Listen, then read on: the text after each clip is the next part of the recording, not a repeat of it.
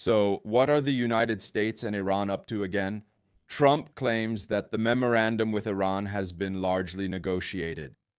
Ladies and gentlemen, it looks like something is taking shape here, and honestly, if the memorandum looks the way it was presented to us by Saudi Arabia's Arabic language TV channel, it doesn't look very good for the United States, and it looks fairly solid for Iran. And of course, it looks like a total disaster for Israel. So let's take a look at the whole situation. If you want to know more, of course, keep watching, give a like, share this video, and jump into the comments where you can already start sharing your insights and opinions. However, the memorandum with Iran was successfully negotiated. So what is this memorandum supposed to be? Novinky translated it for us here, so let's take a look at the individual points. We'll break them down, and then we'll talk about who is winning, why they're winning, and who is losing significantly and why they're losing. Spoiler, it's actually the United States that are drawing the short end of the stick here, which is fascinating, and it's something we've basically been saying on this channel from the very beginning. Fortunately, it hasn't turned out as badly, at least not yet, as it originally seemed. However, the final draft of the agreement between the United States and Iran, according to the Saudi Arabian TV station Al Arabiya, it includes an immediate, comprehensive, and unconditional ceasefire on all fronts, including land, sea, and air. Well, this is something that suits mainly Iran because they had suffered a total loss of its ability to fight. They were completely crushed there, but at the same time, in a way, it wasn't. In a way, it also benefits the situation in Hormuz and the allies of the United States on the Arabian Peninsula because drones won't be flying around again, which is definitely pleasant. But you get it, there has to be a ceasefire, that's clear. Next, a mutual commitment not to attack military, civilian, or economic infrastructure. Let me go back to the first point, which is closely related to the second point, because if this is something that would also involve Israel, I assume that this agreement is very unlikely to go through. It will hardly pass. But if they separated it and said, okay, this is an agreement between the United States and Iran, and we won't involve Israel, Lebanon, or Hezbollah, then it makes sense. More or less. And it makes a lot of sense, especially for Iran, because, not attacking military, civilian, or economic infrastructure, that's basically the United States saying, okay, we'll stop attacking you. And again, it's good from the Allies' perspective because, once again, the Iranians will stop bombing their cities and oil facilities, ending military operations and stopping the media war. Well, this is something that's kind of interesting because we still have, for example, an article here where everyone commits to honoring this agreement and ending the media war. Look, it's quite interesting that if someone breaks this agreement, all the other parts of the agreement stop applying, like the lifting of sanctions on Iran, which will be very beneficial in the future. The lifting of sanctions will be very beneficial for Iran. But if it means that ending military operations and stopping the media war is one of the conditions, then theoretically, in Iran, they should stop spreading things like America is Satan and Israel needs to be destroyed. Meanwhile, in America, they should stop spreading rumors about nuclear weapons and, I don't know, some other weird stuff that's being said about Iran. Maybe. And theoretically, of course, both sides could tolerate a certain amount of it, but at the same time, both sides could use it as an excuse the moment it happens. Look, you broke the agreement, so it doesn't matter, so we're coming after you again, we're going to start doing things again, and the sanctions are coming back, and so on. So this is quite a fragile point of the agreement, which either side could use to break the agreement whenever it wanted. Further, commitments to respect sovereignty, territorial integrity, and non-interference in internal affairs. Non-interference in internal affairs is again a nice sounding phrase, but what does it actually mean? Anyone can interpret it however they want. And basically, it gives both the United States and Iran the chance to break and cancel the whole agreement whenever they feel it doesn't suit them. At the same time, maintaining sovereignty, well, let's say so.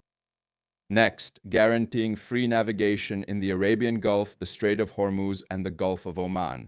This is actually the most important point and the biggest concession Iran would have to make, because Hormuz and the Gulf of Oman and, of course, the Arabian Gulf, these are all Iran's biggest cards, its biggest aces, and, of course, the Strait of Hormuz. It's the biggest ace of all, which basically allowed Iran to dictate its own terms a bit and not be brutally defeated and destroyed. If Hormuz didn't exist, we would never be in this situation and Iran would be kneeling before the United States. Definitely. But Hormuz does exist and Iran has used it masterfully. So now basically they're dealing here as equals, even though the Iranian army, air force, and navy have been leveled to the ground. How amazing it is to have a geographical advantage. Just look at that. So the Strait of Hormuz should be open.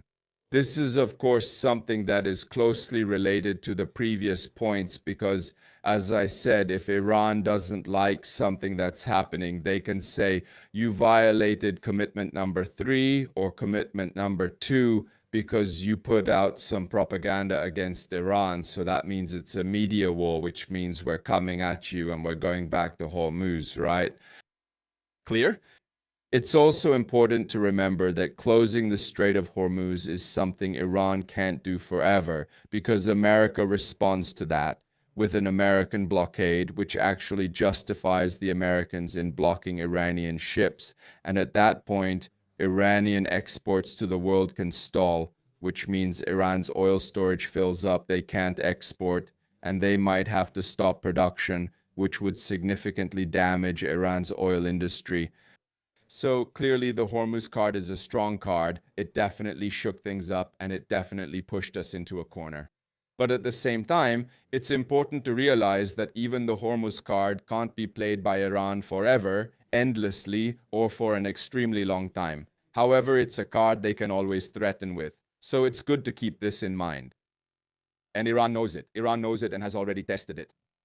A joint mechanism for monitoring, implementing the agreement, and resolving disputes, I think that's clear. Negotiations on unresolved issues will begin within 7 days of taking effect. The unresolved issues are extremely interesting because the unresolved issues are basically all the important issues.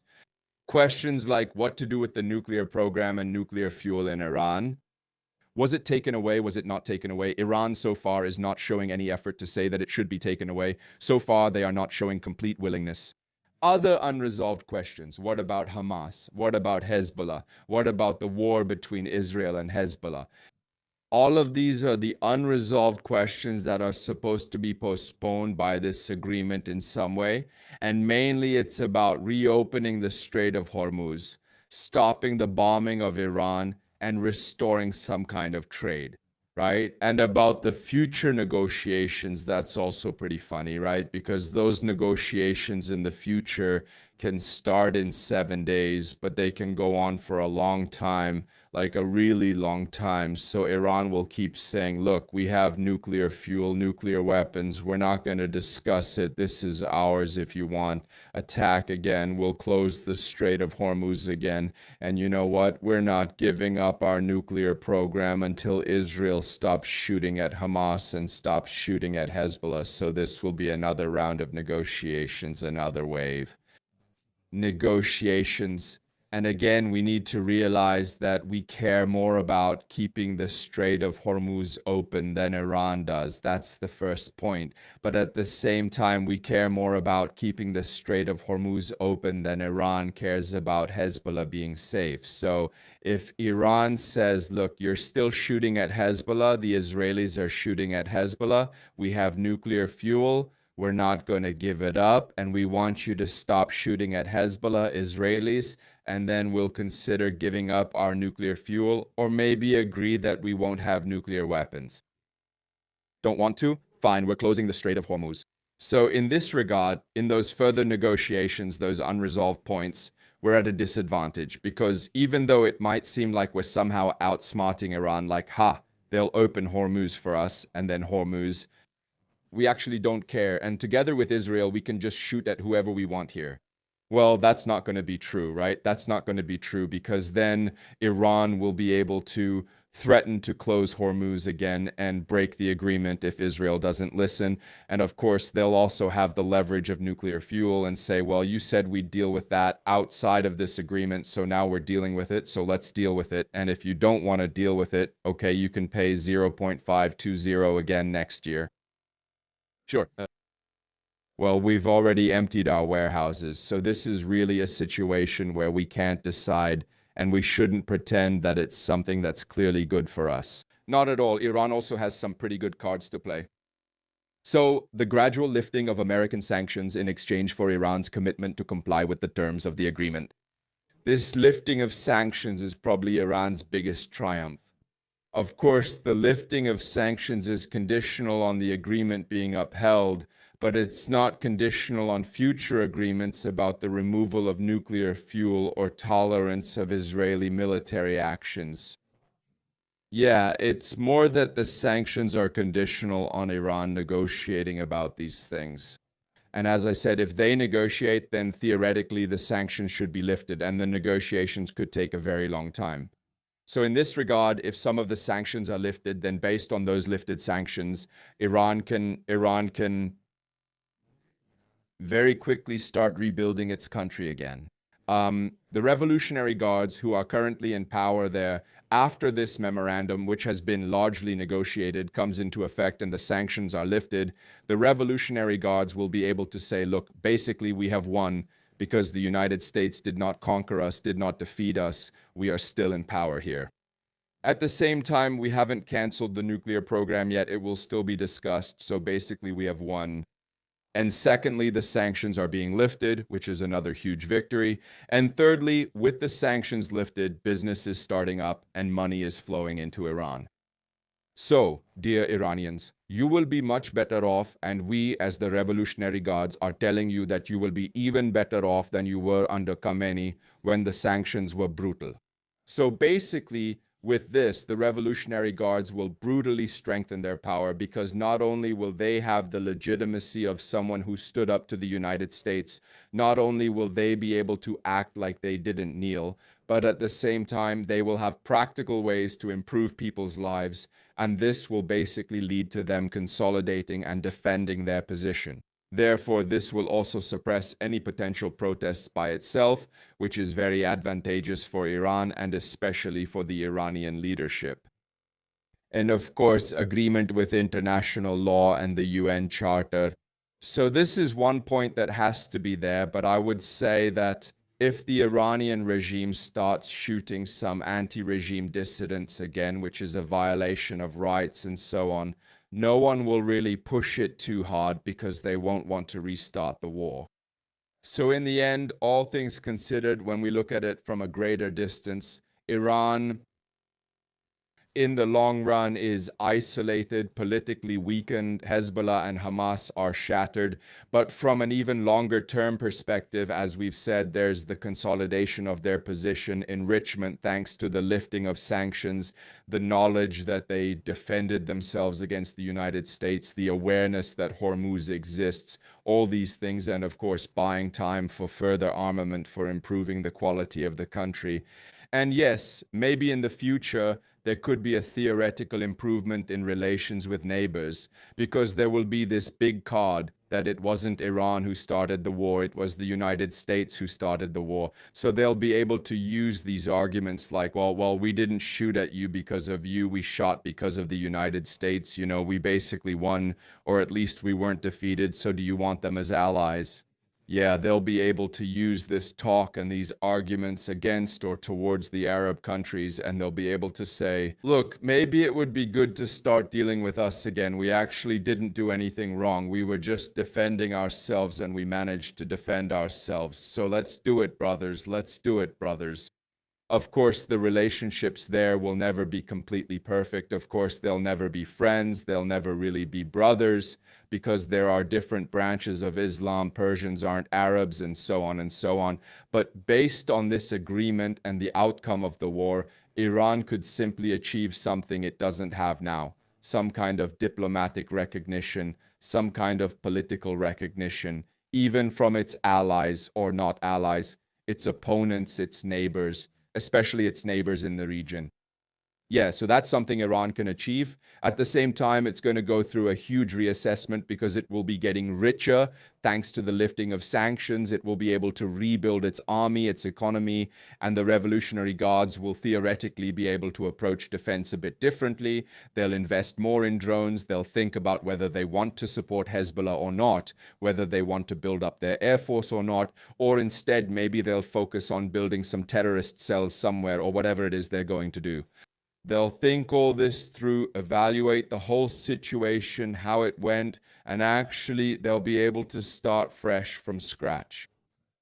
Of course, with some traditional foundations, but they'll be able to build the country and its defense again from scratch, a bit better this time, and with that boost from trade.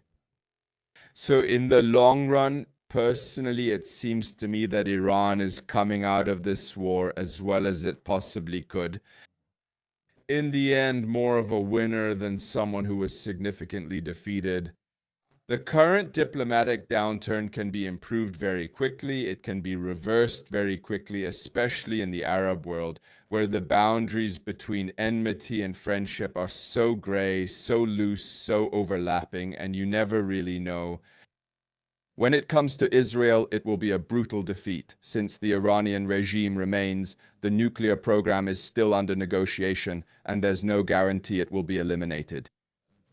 Overall, the Iranian regime can once again confirm that it won't have a nuclear bomb, and at that moment, the Americans can check it off, like, okay, so they won't. Yeah, so Israel is brutally defeated in this war, especially Netanyahu is brutally defeated. All he has left is bullying the Palestinians and shooting at Hezbollah, which I'm not really sure how long this will last before it just becomes too much for the Israelis and they start demanding some kind of end. It can't last much longer. And as for the United States, well, you could say that they've made quite a fool of themselves. They made quite a fool of themselves because basically what happened is that they waged a war, killed a lot of people, and now they're trying to negotiate a white peace. A white peace in which so far they're on the losing end, and this will damage the United States. This is not good at all. It's really not good. So that's it, ladies and gentlemen. Please let me know what you think about this peace agreement. Because personally, I have a theory that Trump just wants to give up on Iran, that he's tired of it, that he knows very well Netanyahu is lying to him, and now he just wants to mess around with Cuba. Yeah, it's like when you turn off a video game that's too hard, where you keep losing, and you turn on something like Skylines so you can create your own traffic jams. But mainly just to give yourself a bit of relief. So Trump is turning off the game called the Iran War, even though it basically ended in a loss, and now he's going to turn on the feel-good game called Occupying Cuba. Well, if you want to know more about occupying Cuba, I have a video on that. It won't be a walk in the park either. A lot of things can go wrong there, but it's definitely easier than Iran. So, excellent, ladies and gentlemen. If you enjoyed the content, you can support it with a like, sharing, leave your opinion in the comments, give it some visibility, or you can send a donation through the QR code or super chat. And I'll see you next time. Follow me on social media. The links are in the video description. And yeah, we're moving on. More videos are waiting for you.